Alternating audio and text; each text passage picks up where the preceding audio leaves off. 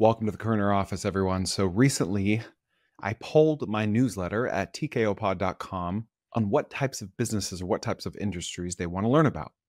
Number one, AI. Number two, home services. And then there were like four other options, but it was AI and home services and nothing else. It was really close. So I'm going to keep talking about AI because I love it. I'm playing in it and I love talking about it. So that comes naturally. Home services also comes naturally. So this episode is going to be all about home services. And I'll also touch a little bit on how you can use AI in home services as well.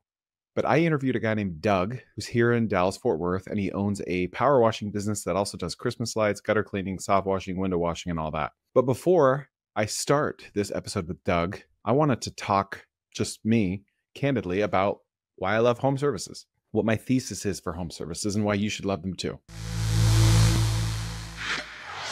So why do I love home services? Well, I've talked about this a bunch, so I won't go into it too deeply, but we launched a tree trimming business a year and a half ago. I helped a friend launch another tree trimming business 4 or 5 years ago. And it's just everything that I love about home services. I like starting businesses that have a binary outcome. I've talked about this a couple times, but not too in depth. So a binary outcome is a product or service where there's not a lot of complexity involved.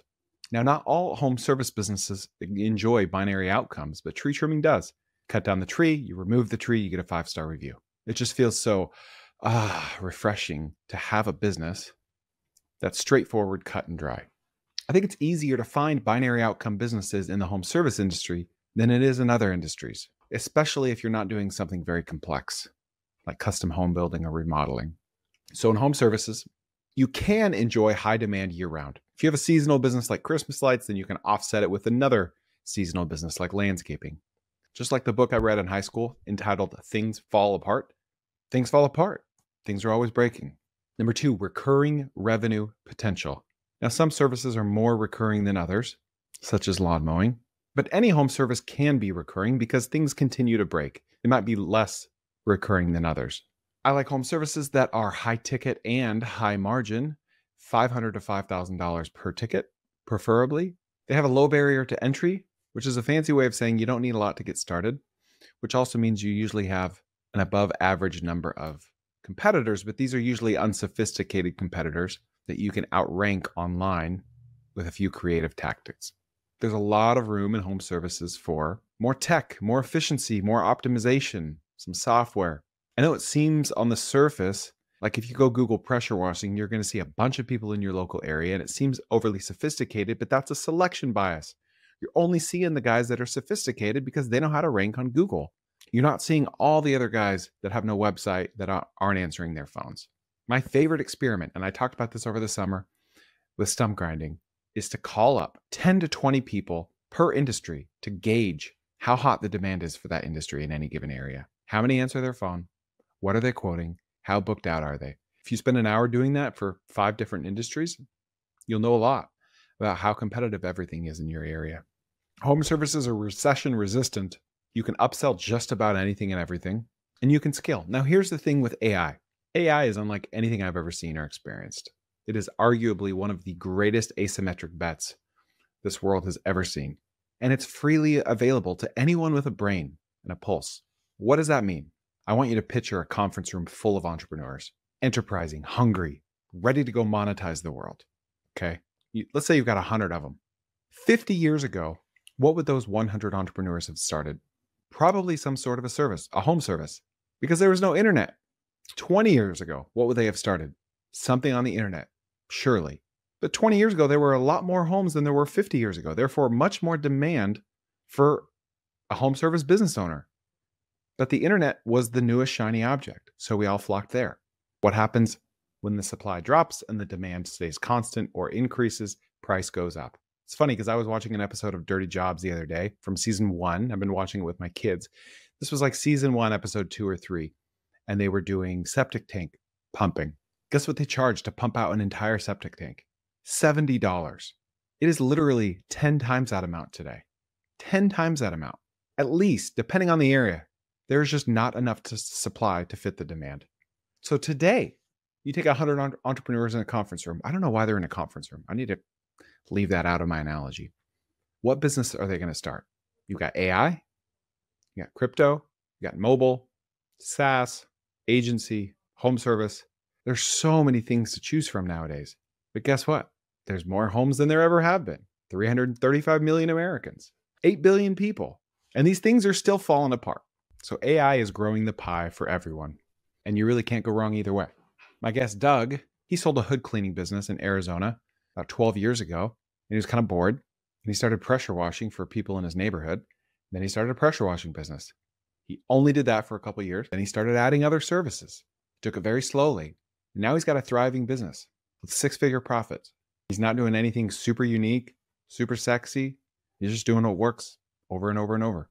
Go ahead and give it a listen. How did you get your first customer? It was just someone in the neighborhood. I can't remember if she just came off the website or what, but And what was your first job? Was it just pressure washing the side of a house, driveway, all the above? yeah, it was like a front walk and around the front door and a back patio, pool deck kind of thing. So And how'd you know what to charge? one-man show at the time, it don't need much, right? It can kind of be cheap and still make some money and get your name out there. But I kind of looked at it like, well, when you do have someone working for you, what are you going to need to charge? So, Yeah. well, it's back then we need to be around $100 an hour. So I just said, well, how long is it going to take? I think it'll take this much, $100 an hour. There's my price. Yeah. So how long did you do only pressure washing or soft washing before you started taking on other types of jobs? And what did that process look like? we didn't start cleaning windows until 2021. So 5 years? Yeah, And that was your second service line? yeah. I mean, we Okay. always did the gutters. There's not a huge demand for that, but we did that. The first real divergence from that was window cleaning, and that's just because, you do a house wash, you get their windows all spotted. So finally, the next year rolled around, we got into the winter season, things slowed down. I'm like, okay, I'm going to get trained and we're going to start doing it. So in 2021, I think we added that. What did your training look like? How did you get trained? I went to an industry convention where someone was offering training on the water-fed pole systems, which are the pure water filters that you use a big pole with a brush to do the cleaning. And that's one aspect. You need to know how to do the traditional style too, with the squeegee.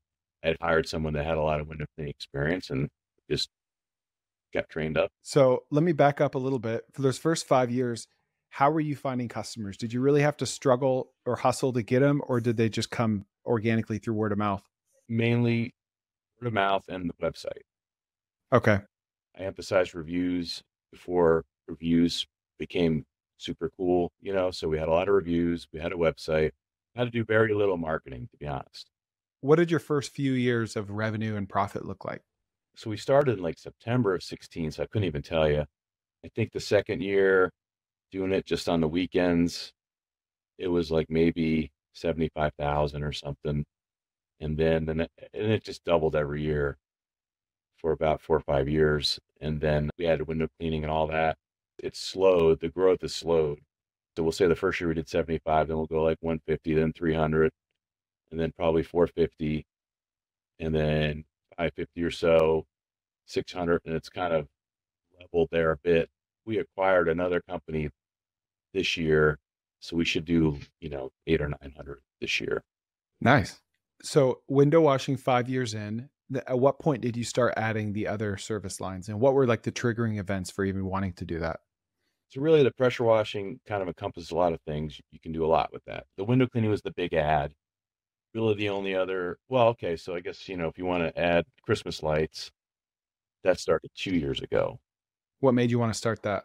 It was the same thing. It was like, hey, do you guys do Christmas lights, from the customers? And that industry is kind of blown up too, the LED lights.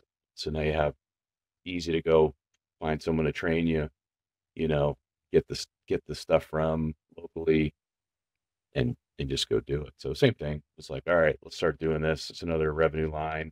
Keep the guys busy and, in January, take the lights down when we're, it's too cold to wash and, just something new to figure out. So And how did you know what to charge for that and how to do it? I got trained. We found a local company. Well, they have a local presence and took some training. It was like in July, so it's like 110 degrees. We're out there putting up Christmas lights at their training facility. And they show you all that, how to do it, where to get the stuff, what to charge, what it costs. What to charge is like, okay, here's where you want to start. And then you have to kind of see what's competitive. Mm-hmm. So power washing, window washing, Christmas lights, solar panel cleaning. Did I miss anything? There's all the little stuff. I mean, there's gutter cleaning, there's graffiti removal, Okay. all the stuff that goes with pressure washing. And which of those do you love and which do you hate and why? They're all good. I mean, the pressure washing's great. There's so many aspects to it. I mean, you can do roof cleaning where you might have to bring in a lift to do that. If someone were to come to you and say, Doug, I want to take one of your service lines in my market and just go all in on that one thing, what would you advise them to do and why? Depends on the area. So, like roof cleaning and all that is much bigger near the coast. So, Florida is huge with roof washing. Houston is much bigger with roof washing because they have a bigger problem with algae growth in those areas. So, if you're there, I mean, there's companies that build big businesses based on just, these people get it done every year. It's almost automatic. Window cleaning, I think you can't go wrong with, especially if you can try to build, like, say you want to do, like, I'm going to do storefronts, and I want just to build a book of storefronts that get it done every month. That's probably a good line. It'll take some time to get set up. The holiday lights, same thing, depending on your area. I mean, here it's pretty saturated, like most things, but there's folks that just do that 3 months a year, and they're good. Yeah. If someone were to do storefront window washing only, what's the best way to get customers? Maybe the cold emailing, cold texting.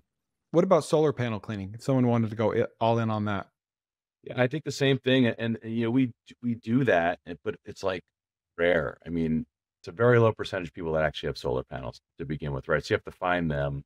in our area at least. Yeah, yeah, exactly. So, and then of those folks, I mean, they have to really understand that these things do need to be cleaned once in a while.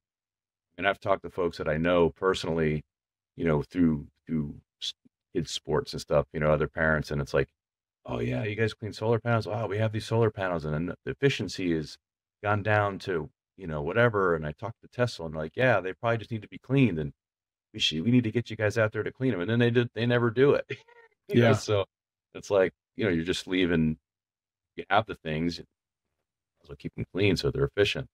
So Yeah. that's a tough one in this area. We do very little of it, but it's easy to do. It's easier than doing windows. They don't have to be perfect. You just Hmm. have to clean them, use the same brush and everything that you use on the windows. So I think if you can find a list somehow of owners of people that have solar panels, you email them and maybe even direct mail to get them to think about, with some kind of offer, Yeah. I think get they them on. even have like AI products now that will use Google Earth to identify which houses have it. There you They'll go. just Yeah. pinpoint them out for you. Yeah. I mean, something like that. I think that's, otherwise you're just casting this huge net. You definitely don't want to send direct mail out to everybody in a zip code because 5 of them have solar panels. Yeah. Which of your service lines have the biggest margins? Margin-wise, probably window cleaning, 'cause you can get away with charging a little less. It can be a little more competitive, but your costs are less because it's really just labor, you Hmm. know? So probably that. The pressure washing is already good. All right. If you are watching this clip right now, you are watching this on YouTube. And if you are a fan of podcasts, please check out my podcast while you're at it, because sometimes I have podcasts that aren't on YouTube and sometimes I have YouTubes that aren't on podcasts. So check out the Kerner Office on any podcast platform, or you can go to tkopod.com. Also, my newsletter, we'll throw that in there. There are no ads. It's weekly. It's different content than my podcast and YouTube. Newsletter.chrisjkerner.com. You'll see the link and we'll see you there. How do you quote all these different jobs? Do you quote everything yourself, or have you trained your guys to quote for you? Combination. I've trained guys. We have an office manager that can quote. We can do a lot of stuff over the phone with pictures or Google Maps, Google Earth. I have real competent guys that they worked in the field and they know how long stuff takes. So they can go out there and look at, like, yeah, it's going to take, this is a big job. It's going to take 3 guys, 2 days. We need this much per day per guy, plus materials, it needs to be around this. Okay. Just kind of a gut call. Yeah, I mean, from experience, in a lot of companies, they look at square footage. What's the square footage of the driveway? What's the square footage of the house to get for a house wash? And I never did it that way. It doesn't seem to make sense to me. I mean, some of these houses, they have issues. Like, you have some big fancy house that has brand new copper gutters. Yeah, I like interviewing people that are different from me because, like, if I were you and I launched this in 2016, The first person that says, "Can you wash my windows?" I'm like, "Yep." Don't you know how? I know how. I'll watch a Oh YouTube yeah, video. for sure. You're like, I'm the opposite of you. And like we talked about before this podcast, like it's good and bad, right? There are trade-offs. I find myself in a lot of sticky situations a lot of times because I'm underprepared. On the other side of that, and clearly you don't have this problem, a lot of times people tend to overanalyze and overthink. And that means that they never launch because momentum kills all deals, right? So you really have to find that balance between the two. Yeah, I agree. Of all the service lines you do, there's probably a bunch that you could be doing that you're not doing. There's probably still a lot that you're turning down.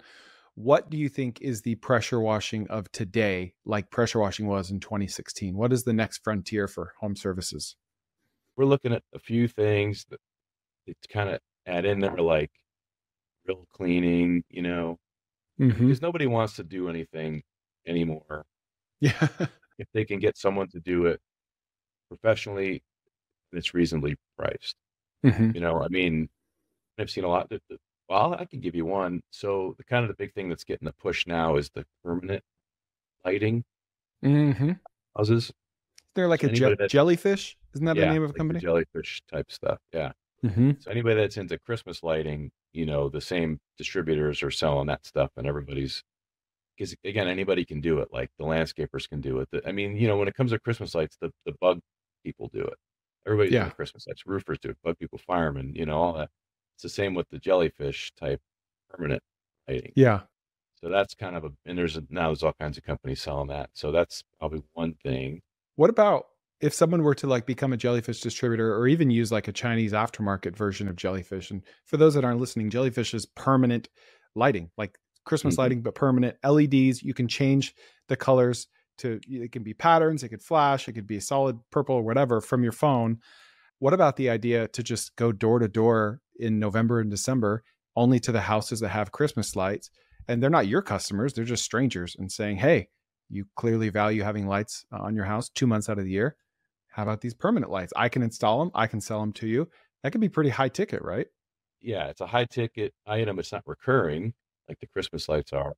But yeah, for sure. I mean, you can. I mean, if you're going to try to get people to switch over that year instead of doing temporary Christmas lights, you want to start before November. But you can also go out after they're installed, I guess, and say, hey, next year, or, hey, when these come down, you could put these permanent ones up because you can make them pink for Valentine's Day, well, and whatever for Yeah. Easter, you name it.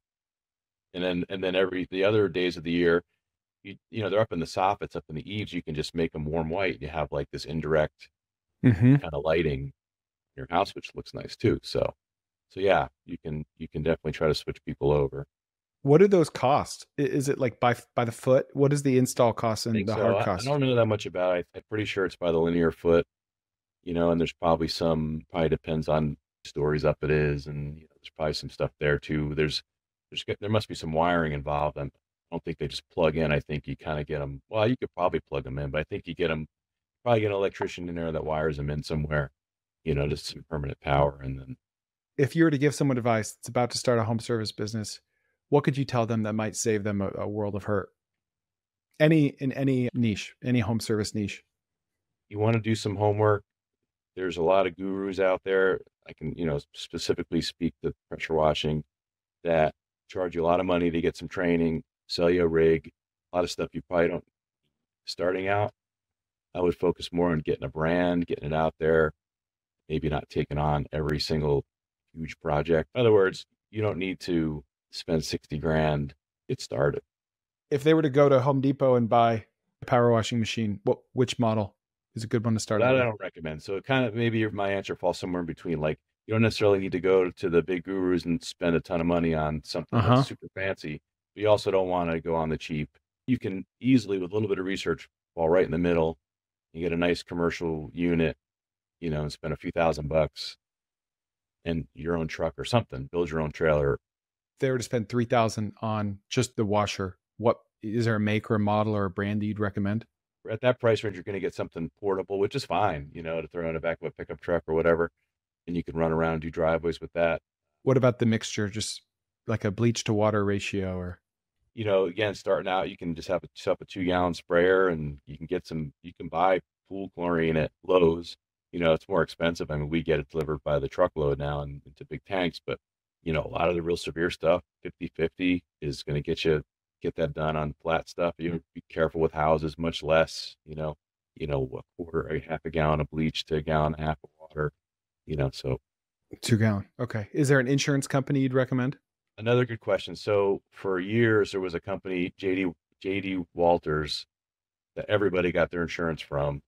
They went through kind of an ownership change and they kind of went and audited all their policies and they hadn't raised prices in years. And companies went from one guy to five guys and they didn't audit it. And then when they did, they realized, either they had to raise the rates a lot or they just couldn't insure you anymore. So you can get it in a lot of places. If you go on some of the Facebook groups, you can just search and people will have recommendations on brokers. It's pretty fairly inexpensive starting out. Okay. Are there any specific numbers that you track on a regular basis that you'd advise others to track? Like, Yeah, so we do job costing, which means, every job, look at how many hours the tech was there. She's getting an hour, the burden and all that, taxes and all that kind of stuff. Chemicals used, and then the amount of hours put on the machine, which is fuel, basically. It just converts the fuel. That gives us our gross. So, we want a certain number. We want typically under 30% of the cost of the job in labor. and what net margin are you shooting for? And that's another moving target. So, that's going to be based on all your other overhead, right? So, starting out when you're like a solar operator, like your gross is like your net. I mean, you have insurance, and that kind of Yeah. thing. But as you get bigger and you have to have a shop and you have 4 or 5 trucks and, bleach deliveries and marketing and all that, it's a whole nother, then you have an admin cost, you have an office manager, you have a production manager, all those things are they fall into your fixed overhead. So it's going to make your net, that's not really an answer, but starting out, it's like the same, like net and gross are almost the same. You look at these big HVAC companies and stuff that do plumbing and electrical and they have 100 trucks. Well, their net margins are like 5%, Yeah. except they're just doing millions of dollars. So it's a pretty high margin biz. If you can hit a 20% net that the owner can take home, that's a pretty good number. We were fortunate that we had a good customer base before the kind of big boom hit. COVID, I think, is where it really took off. COVID was Mhm. COVID was great for us because people were home, a lot of the home service industry, construction, all that kind of stuff. They were, at first, the beginning of the whole craze, like they were the only people allowed to be out there working, right? It was like anybody out, working on houses and that kind of thing. So the only cars on the road, trucks on the road were work trucks. So our business blew up from that. The industry also blew up. So we were fortunate. We had a nice customer base, a lot of repeat business. So every time we added a new line, like we're getting ready to add line striping, we had a base to go to and very little digital marketing ads, that kind of thing. So these days, I'm sure it's different just because of the competition. Okay. Well, thanks, Doug. Where can people find you if they have any questions? Our website's Park Cities, and that's spelled, in the plural, CITIES, powerwash.com. They can check that out. They can email me anytime, Doug at Park Cities Power Wash. If anybody has questions or getting started, I'm happy to help them out. Or you can go to the website, get the phone number, give us a call. So happy to help. Okay. Thank you. Okay. What'd you think of this episode style? Half monologue, half interview. Let me know what you think in the comments, and maybe we'll do it again. See you next time on the Kerner Office.